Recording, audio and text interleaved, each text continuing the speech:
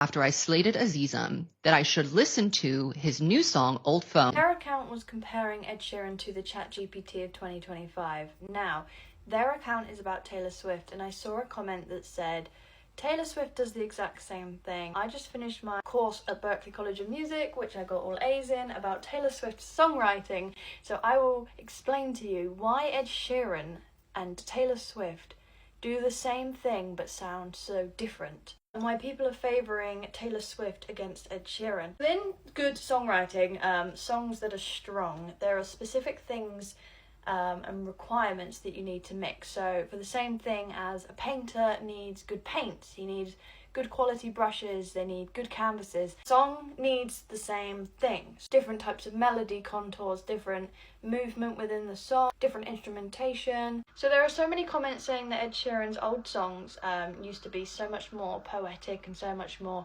heartfelt. And I agree, and I think that's because he's using these tools, whereas now he is more focusing on the production and groove of the track. And if you focus on the production and the groove of the track, yes, you'll have a simpler song, but they're catchy. And that is one of the tools, is hooks. Now, what Taylor Swift does is that she uses all of the tools. So she will use different motions, she will use contours in her songs, she will use literary devices.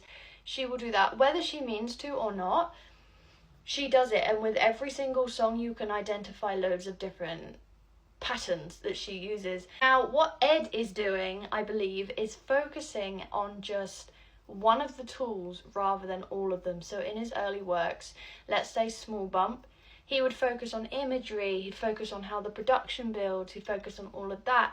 And now, with his new music, people are finding it repetitive, although it's catchy, because he is focusing only on hooks. That's a whole feat in songwriting itself. It's incredible. He's a brilliant songwriter, but he is not using his storytelling abilities as such. Hooks are an important part of the songwriting, like incredible. And I think personally that hooks can stand on their own, as proven by Ed Sheeran. Think of like your favourite song that isn't the deepest song in the world and isn't the most like profound. Hug Me by Pharrell Williams for Despicable Me. It doesn't paint a beautiful picture of all of this amazing like imagery and all this sense-bound writing, but it is catchy.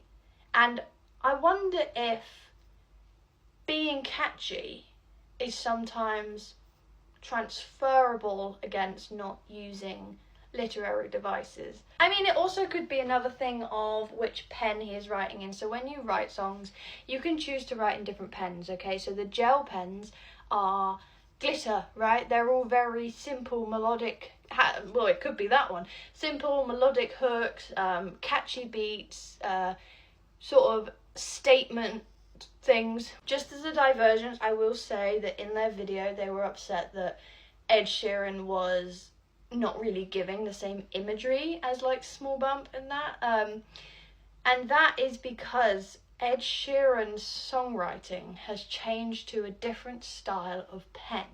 Now, as I said, glitter pens are very fun songs, very catchy, but there's also quill, which is like poetry and Shakespeare.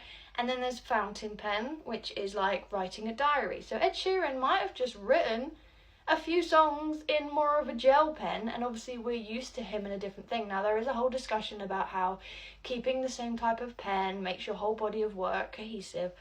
But it's fun. It's music. I don't think there's any rules, and I think that he is now sort of swaying from whatever style he used to write. Now, I wonder why. Why would Ed Sheeran, who is known for these like insanely poetic songs, I mean, maybe he just doesn't know what he's writing as. Maybe he's just going off of grooves. Maybe his brain is more groove focused. Because the thing is, right, you can have all of these tools, but if you're not aware that you're using them, you will always go off of your instinct. And obviously Ed is looking back at his future works. Take Shape of You, for example. That is the most groove song. Like, if I think about it, I think of the hook, I think of the melody. Boom, boom, boom, boom, boom, boom. The lyrics there. I think that because it's such an intuition-based subject, that there's such a blur between using all of these tools and doing it without knowing it or not using it. But my point is, when people don't use it, such as maybe Ed Sheeran, he's saying a lot more like statements. He's not really setting an image. He's more just saying like, this happened, I found my old phone, I went to do this. There is such a blur, but the point is that you notice it as the listener. Also with Ed Sheeran, I think sometimes you forget to step back and remember that you have to see yourself as the listener. Ed just might be writing things that he likes. He's allowed.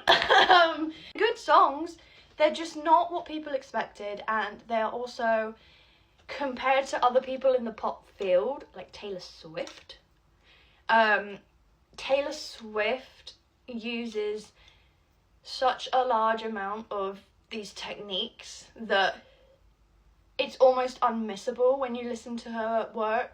When you hear it and you know about these techniques, every single line is full of these techniques, and it's insanely clever. But, as my coin theory suggests, the contrast is also just as good. If you keep it simple but catchy, that works. If you have all these tools and you maybe make it a bit less on the production side, they both work. This is not